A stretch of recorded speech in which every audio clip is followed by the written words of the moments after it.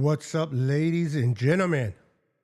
Our San Francisco 49ers get the victory in New York, beating the Giants 34-24.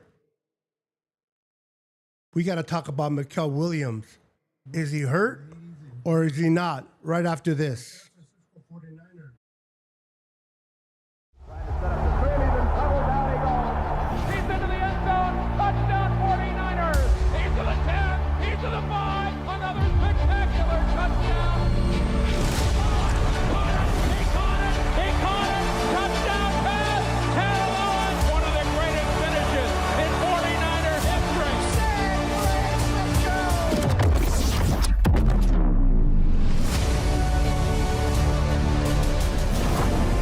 To McCaffrey, and he runs out across the 30, breaks a tackle, he's gone! It is intercepted! The 49ers have the football! Touchdown!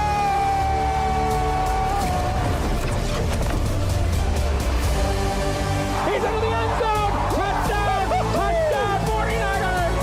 San Francisco! Welcome back, ladies and gentlemen, to another episode of Let's Talk Niners. I am your host, Niners Sickness. What's up? What's up? What a victory, ladies and gentlemen. What a victory. 34-24. The Niners beating the Giants. They go up to 6-3 throughout the season. Week 9, the Niners have already won the same amount of games that the Niners won last year by week 9. With all the injuries, with players going down left and right, with putting bandage on each player, trying to keep it together, the Niners have already accomplished what they did last year and win 6 games already. Mikael Williams, towards the end, went down on his knee. Hopefully in prayers that he is not seriously hurt. Hopefully it's just a bruise on his knee. I want to hear more from Kyle later on today. But as promised, I said I would go live after the game. We're going to open up the phone lines. You are going to be able to call in and express how you feel. Let me know your thoughts on the game. What you liked, what you didn't like, what the Niners did well, what they didn't do well. I want to hear from you. I am not here to correct you. I'm not here to agree or disagree with you. I am here to allow you to tell me what's on your mind. Whether I agree with you or not, it doesn't really matter. It's all about it's all about you, sharing with me what's on your mind.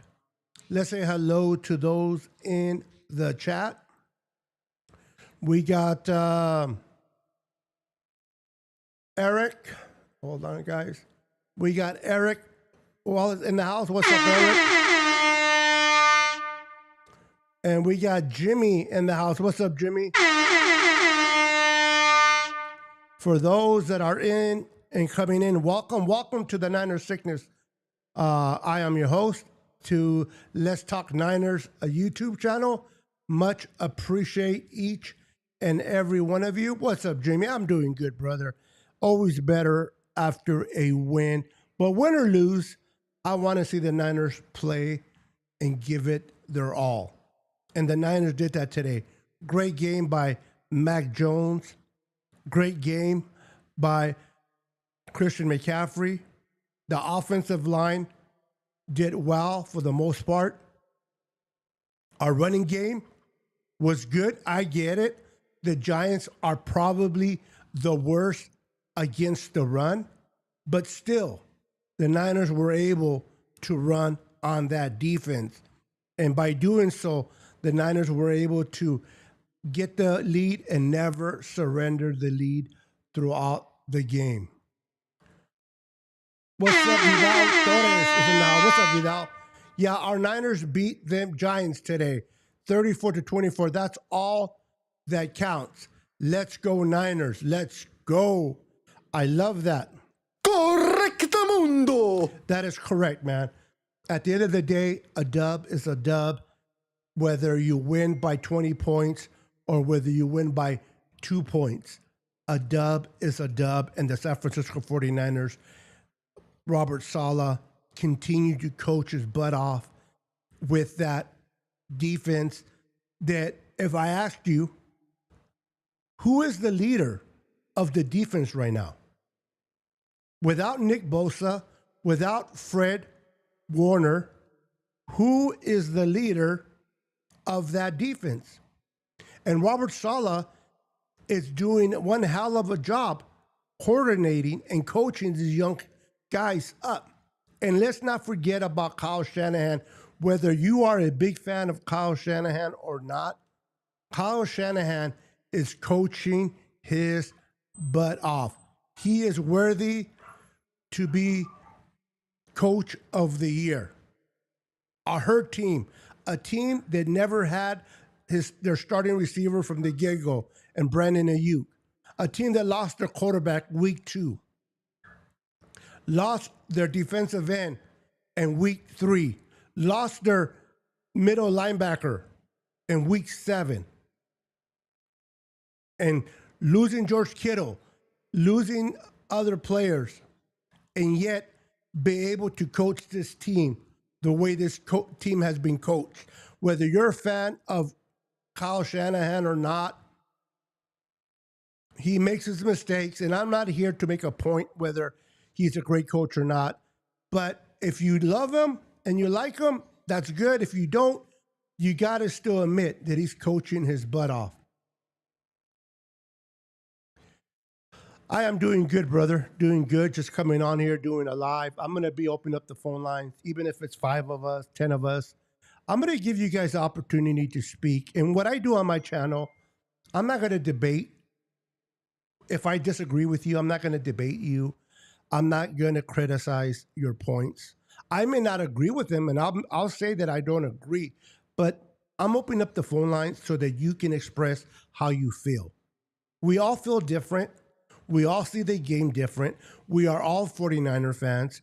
And something that you may not like or dislike, I may agree or disagree, but it doesn't matter. It's still your opinion. So when I open up the phone lines, ladies and gentlemen, I do it under the caution of, as long as you don't get crazy with some, okay, or cussing. I know words come out here and there, but if you can keep that to a minimal, I really would appreciate it. But let me know in the comments if you guys are willing to call in. And you're not going to be on video. It's only going to be audio. So let me get that right off the bat. You're not going to be on video. You're just going to be on audio. And I want to hear what you have to say. So let me know in the comments if you're interested in calling in and sharing for a few minutes your thoughts on the game. The platform will be yours. And I'm interested to hear your take of the game before I give you my take of the game. I saw a lot of things that I liked. I saw some things that still need improvement. But under the circumstances, listen, the Niners are playing with a bunch of backups and injured players and rookies. The Niners are 6-3. They're 6-1 within the NFC. The Packers lost to the Panthers today. So we're going to see what happens later on with the Seahawks, the Rams, and who cares about Arizona? But we're going to see what happens with Arizona as well. This is a good division. A lot of crazy games today. I'm going to give you the highlights of the games. In case you haven't seen the games, I'm going to give you the highlights real quick. Because today's been a crazy Sunday. All right, so the Bears are tied up with the Bengals with 54 seconds to go. Denver Broncos beat the Houston Texans 18-15. The Colts lose to the Steelers They are now 7-2 throughout the season. 20-27. The Panthers beat the Green Bay Packers in Green Bay, 16-13. Who would have saw that coming? The Vikings beat Detroit 27-24. The Chargers beat the Titans 27-20. Atlanta loses to the Patriots 24-23. The Patriots are 6-2 and on top of the division. So those are the games won and lost today. Okay, now real quick, Crazy Juice, welcome to the channel, my friend. Welcome. Is this something you think, or is this something you heard that has been said by a trusted individual? I haven't read on it yet, to be honest. I haven't read on it. I haven't looked it up on X. Is this something you read, or is this something that has actually happened? Because we got to be careful what we say. Now, if you're correct, my apologies. And now I'm reading. Okay, hold on. Where did he go? Things are just... Okay, Shanahan says they're worried. They're worried Michael Williams' injury is... Now, see, this is the thing. They're worried that he might suffer an ACL. There's no proven yet, no definition of that until they do the test tomorrow. So now he has a feeling. Now, I did see Michael Williams pound the ground like these players know when you hurt, you know, like Bosa when he went down week 3 and he kind of gave the thumbs down to his dad. They know their body. But let's pray. Let's send our prayers out to Michael Williams, and hopefully that isn't the case. Because if it is, I mean, 2 defensive ends to ACL injuries. You lose both of your starting defensive ends and your starting linebacker. That is crazy. That is crazy. These injuries keep piling up. And the thing about it is, I was telling my wife earlier today during the game, I go, my goodness, there's 3.5 minutes left in the fourth quarter, and there is no injuries for the Niners. I was like, we're going to finish the game without any injuries, and I don't believe in luck, so I did not speak the injury on Mikel. Okay, stop it. But it happened. He got hurt, and I'm like, damn. And now Crazy Juice is saying, based on what Tim Comasari said, that Shanahan believes it might be an ACL. Let's pray it isn't. I mean, he walked off, but if it is, it will definitely be devastating, to say the least. So, we're 6-3, losing players. All I know is I'm going to stick to the positives, man, because it's really depressing to talk about the negatives with the injuries. I love what I've been seeing from my linebacker. Welcome back, Clinton Ferrell. Welcome back to the Niners. He made a big dividend in this game with that sack coming from behind of Jason Dart and getting that sack. We didn't hear too much about Keion White. That's understandable. He's learning this defense. Ferrell has played in this defense before. I think he played under, I can't think of his name right now, who's the coach of the Texans, but it's the same defense they run. So he's a little bit more adapted to it. But my goodness, guys. So our linebacking core played well. Great plays by Brown in the secondary. Ronaldo Green continues to play well, get better each week. Let's give him a Air Horn. Who else?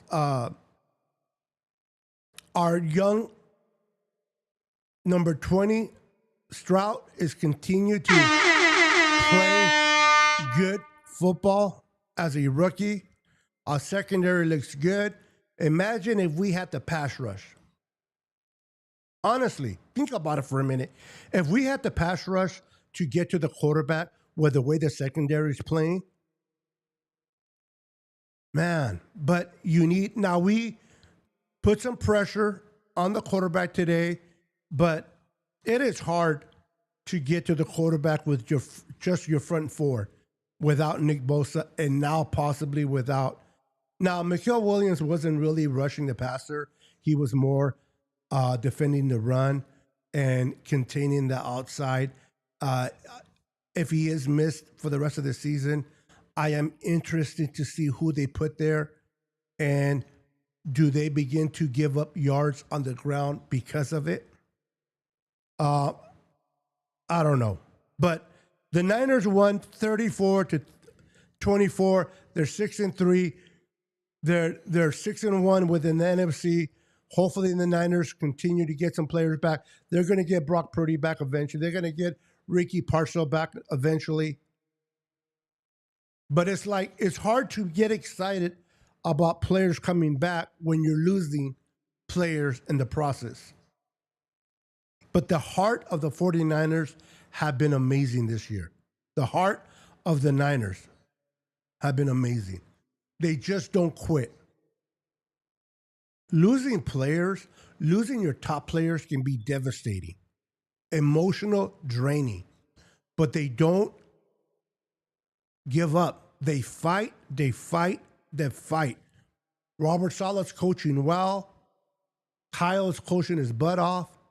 Mac Jones is stepping in as the backup for Brock Purdy and doing his job and doing the job well. Christian McCaffrey had a good run today. Now, they did play against a defense that gives up the most yards on the ground, but he still did his part. They were able to move the ball. And the most exciting part is, when was the last time we saw 30 points plus? When we played the Rams. And I already forgot what week that was. We finally put up 30 plus points, and that feels good. And I'm going to take that feeling. And now we have to face the Rams next week, which is interesting. That we're going to be facing the Rams. Let's see here. Week 10 at Levi. Without Mikael Williams, if that is the case. What are you guys' thoughts on the Niners versus the Rams? It's a fair question. I know that's next week and we won today, but it's a fair question. What are your thoughts on the Ram game? What are your thoughts on the rest of the season?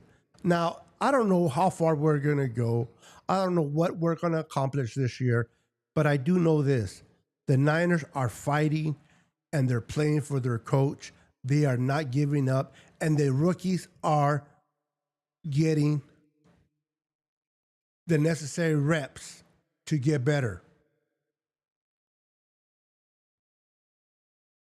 This is why, if Mikael Williams does not come back and it's out for the year, that's the most devastating part. Not because of what we can do this season, but because now that injury cut into the development of this young rookie.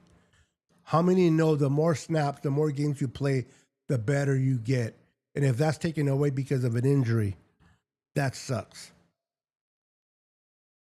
I am more concerned about Mikael than what our season's going to be at the end of the year, because the development of this young kid is not going to be paused if it's the case that he has an MCL until next year. And that's hard to fathom. But you got Bethune playing his butt off. You got Winters playing his butt off. Jair Brown Stroud playing his butt off. You bring in Farrell, and he makes a quick dividends in this game. Welcome back.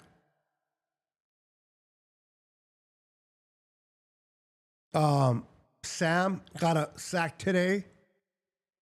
The Niners are playing for their coaches. The Niners are playing and putting in the work.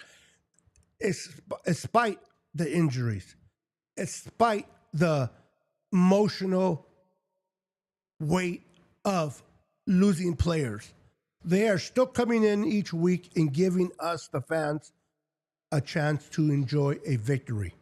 And to me, that's what matters. I hope the Niners play well.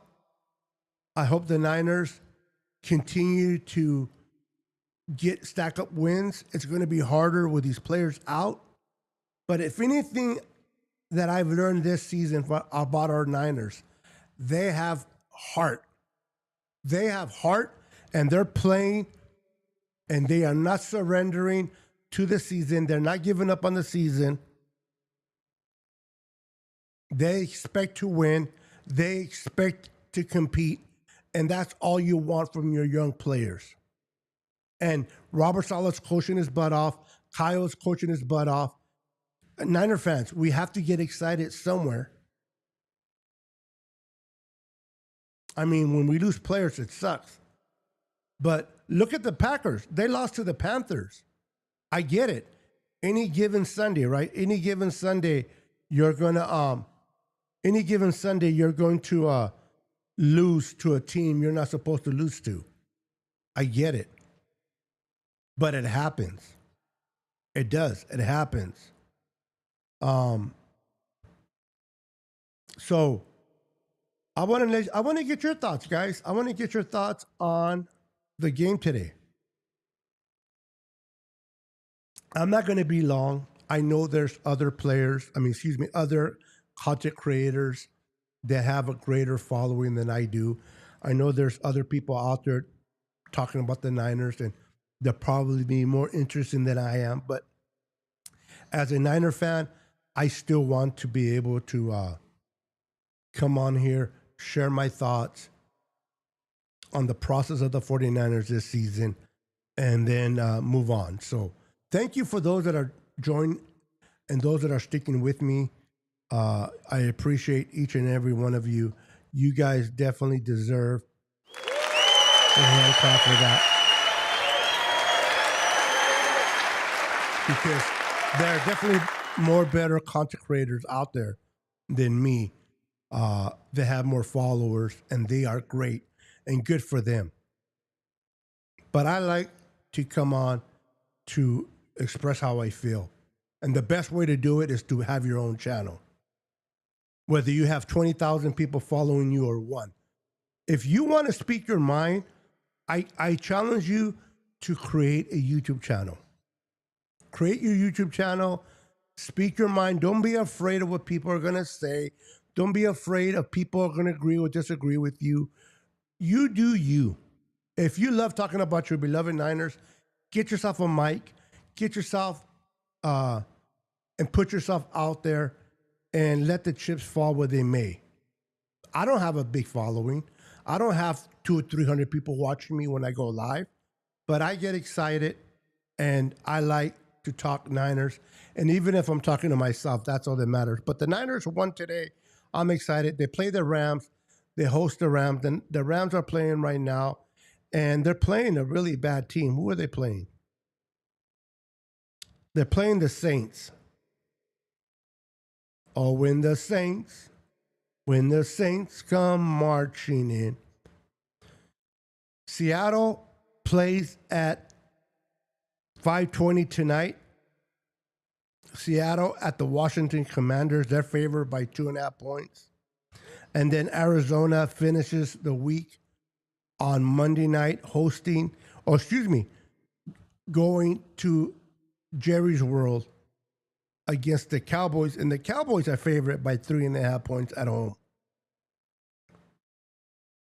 Week 9 is almost in the books.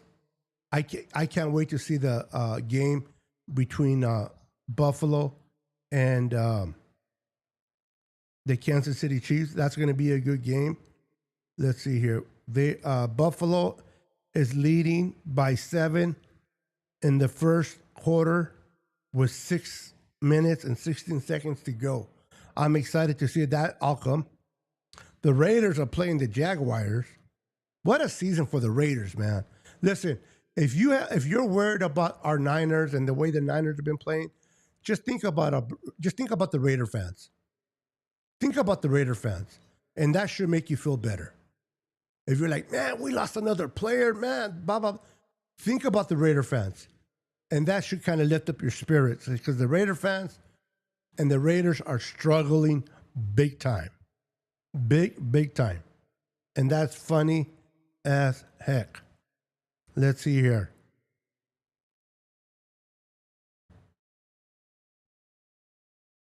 Now, who would have figured the Bears and the Bengals put 90 plus points on the board combined? The Bears beat Cincinnati 47-42. What does that tell us? That neither the Bengals nor the Bears have a good defense. Now, why is it a good thing that the Bears won today? Why should we be happy that the Bears won today?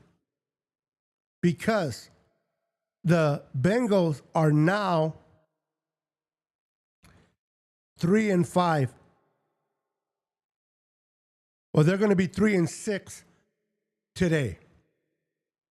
That means that the possibility of trading Henderson to the Niners is there. I know the Niners inquired about their linebacker.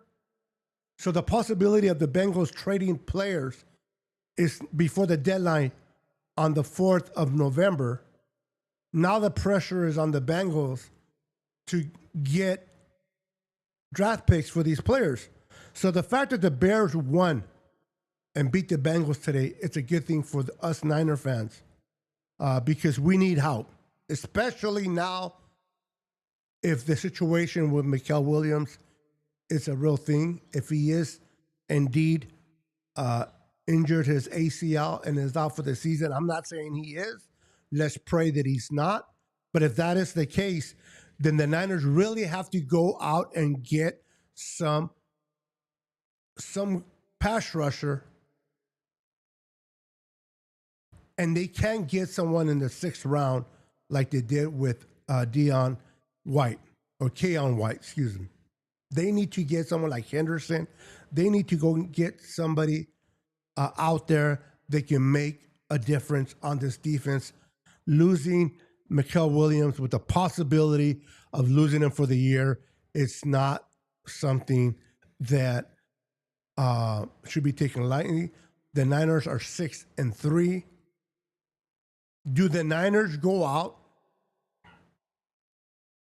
and bring in 1 or 2 free agents? Or do the Niners just play it out and preserve those draft picks for next year? What do you think the Niners are going to do at 6-3? Do they go and bring in a player or two of top caliber, or do they just sit where they're at and kind of hope for the best and maintain those draft picks? I don't know. This is a crazy season. It's an exciting season for the fact that we're seeing the Niners play their butt off through the good and the bad and the ugly, and they're continue to push forward. It sucks with the injuries. It is what it is. I'm really curious to see what the Niners are going to do. What are the Niners going to do? Are they going to be buyers, or are they just going to not buy? Are the Niners going to pursue Henderson, or are they just going to let the chips fall where they fall and maintain with those draft picks? I'm curious. It's going to be interesting to see what the Niners do.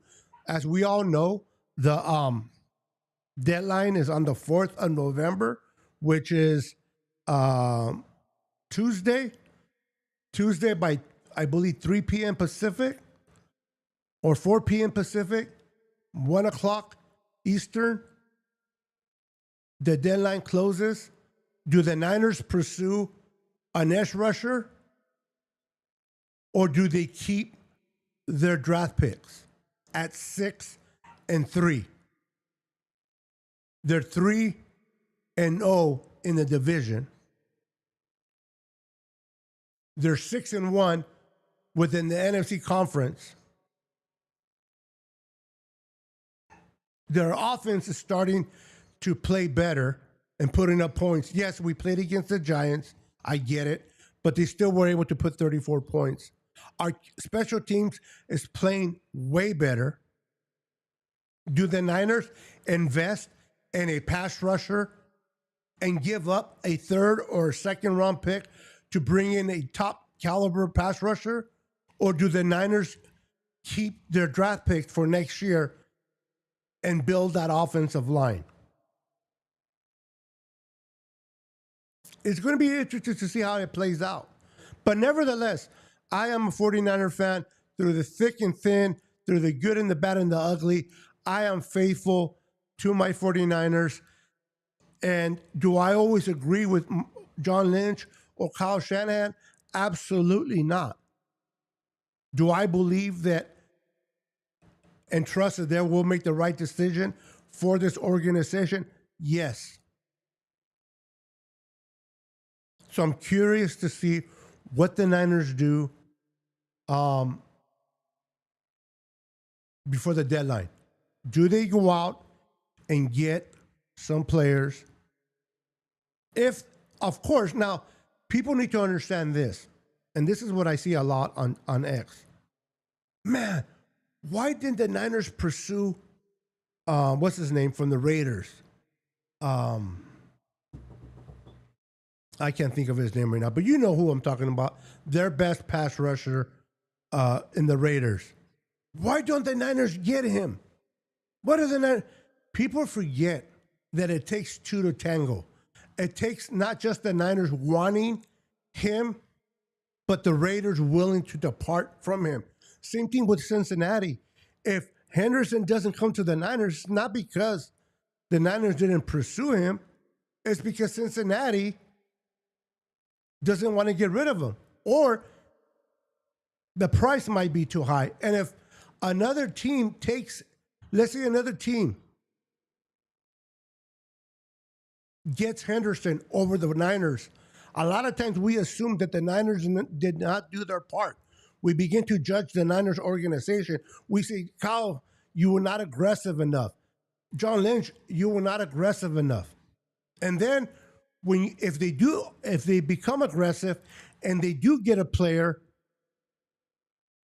like Henderson or the guy from the Giants, and they give up too much capital, then we criticize that they gave up too much for that player. So with emotional Niner fans, it's hard to keep people happy. If we don't give enough capital, we didn't do enough. We didn't pursue hard enough. If we get the player and we gave up too much capital, oh my God, what was the Niners thinking?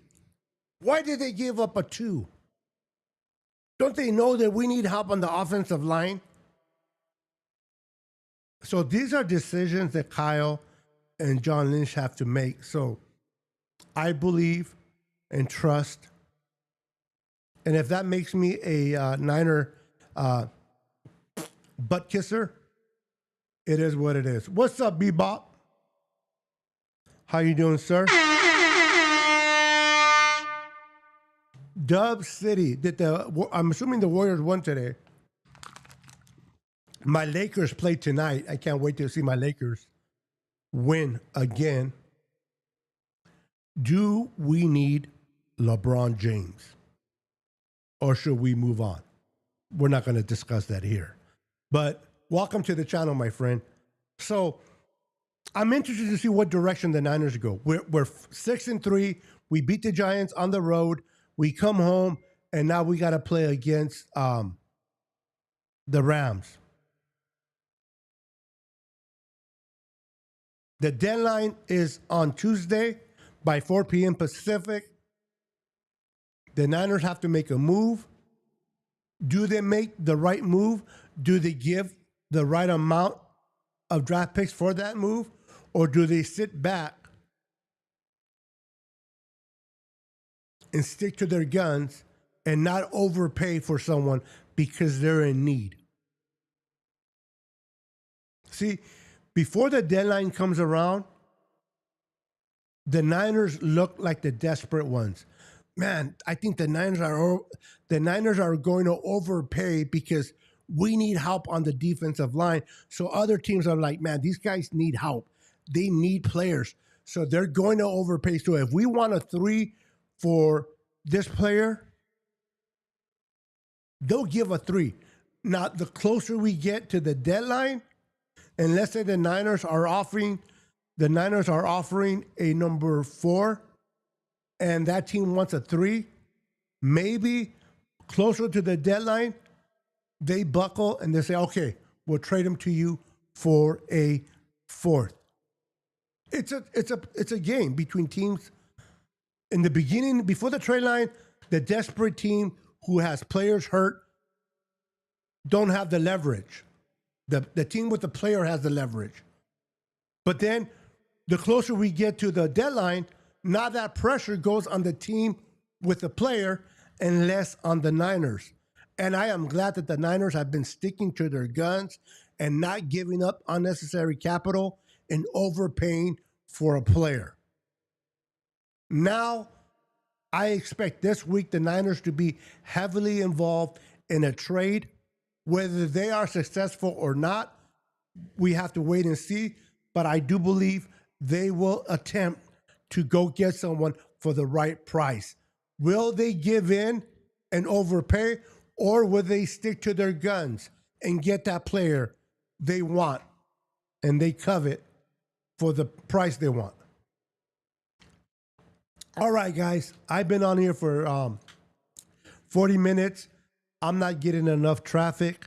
I believe Eric's the only one that's been sticking with me throughout the show. I appreciate it. I know there's other content creators out there doing their thing. They're talking their game. I'm going to watch them and support them as well. I just wanted to come on here. I was going to do a call-in show, but unfortunately, I didn't get enough people in my chat today to be able to run that. It's okay. It happens. No big deal. We'll continue to try to do more lives, and hopefully my channel grows. But the Niners won today. The Niners are 6-3. I'm curious what happens if the situation with Mikael Williams, that's too much to bear. If the Niners figure out, you know what? We lost Bosa, we lost Fred Warner, and now we lost Mikael Williams. Hopefully that's not the case. Prayer. But if we do lose them, does that change the narrative on going after somebody? Do we have just enough hurt players where the Niners are like, man, if we go get a top defensive end and give up capital, but yet we just lost Mikael Williams, is it even worth it? Because now we're not adding to our defense, we're just replacing our defense. So the loss of Mikael Williams, if it is indeed an ACL, it's going to be tough. And I think the Niners may not be buyers. I think the Niners may stick with their picks and play out the season. I don't know. I'm not them. But I am interested to see what they do. And no matter what they do, I'll be supportive. Of course, we have our opinions and we're entitled to compliment or complain based on what we see done with our Niners. But at the end of the day, whether you agree with decisions in the front office or you disagree, let's remain faithful to the San Francisco 49ers. We are 6-3. We do come home and we play. We host the Rams. Let's get another dub in our record. All right, guys. Thank you for tuning in. Thank you for watching. Eric, thank you for staying with me throughout the 40 minutes. You're awesome, dude. Good luck with your Seahawks, brother. God bless everyone, and have a wonderful rest of the evening. Peace. God is love.